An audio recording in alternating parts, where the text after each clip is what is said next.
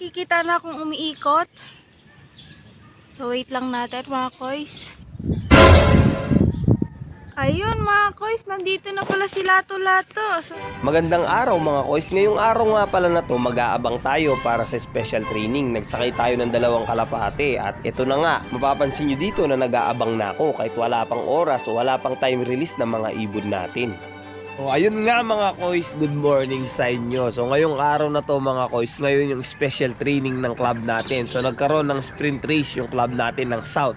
So nagsakay tayo ng 2 kalapate, kung naalala nyo mga koys, si Lato-Lato at saka si Uno. At ito nga mga koys, kung nakikita nyo, wala sila dito sa ating purchase. Ang nakikita nyo lang dito ay si John Arden, yung kapares ni Lato-Lato.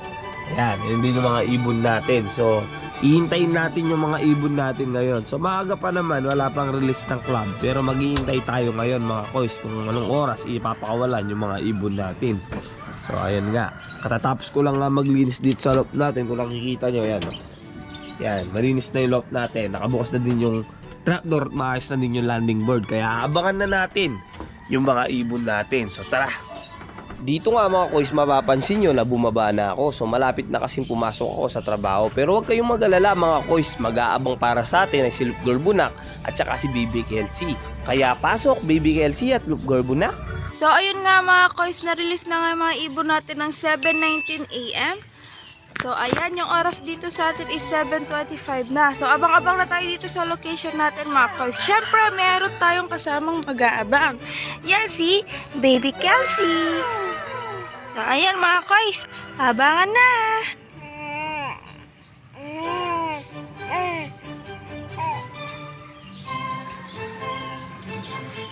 So ito mga koys, may nakikita na akong umiikot.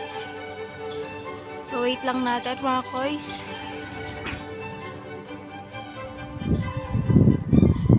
Ayun mga koys, nandito na pala si Lato-Lato. So siya yung first natin na ibon na dumating. So dumating siya ng 7:53 mga koys. So ayan, meron na tayong isa. Hintayin na lang natin si Uno niyan mga koys. Papasokin muna natin to si Lato-Lato. At alam nyo ba itong batang to? Talagang ginagaya pa talaga ako pagka nag-aabang ako ng kalapate. Ganito daw oh.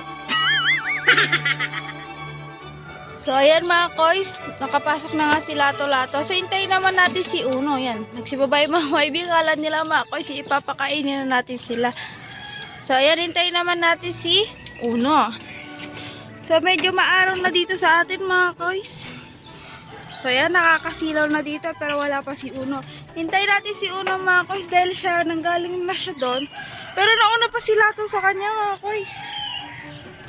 At dahil sa sobrang tagal talaga ni Uno mga koys, nakuha na nga na inip nitong si Baby Kelsey.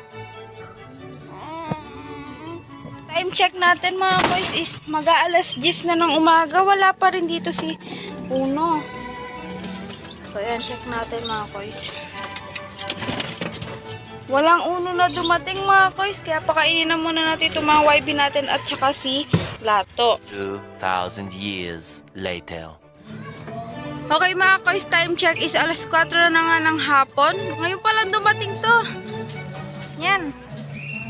Si Uno mga koys. So, hiwalay natin to mga koys. Hindi muna natin siya bibigyan ng pagkain na mabigat.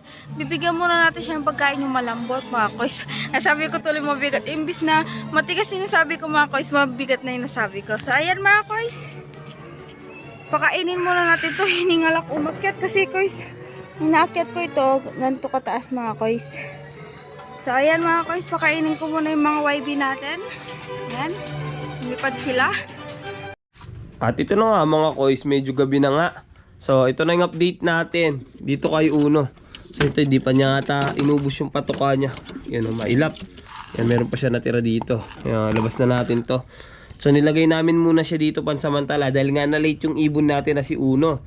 So ulit-ulit na siya pupunta dun sa San Fernando, laging special training. Lagi naman siyang nalilate. Kaya abangan nyo mga koys. Kompleto yung ibon natin ngayon ng special training. Abangan nyo kung makakaabot ba ng derby itong ibon na ito. So yun mga koys, hanggang dito na lang. Peace.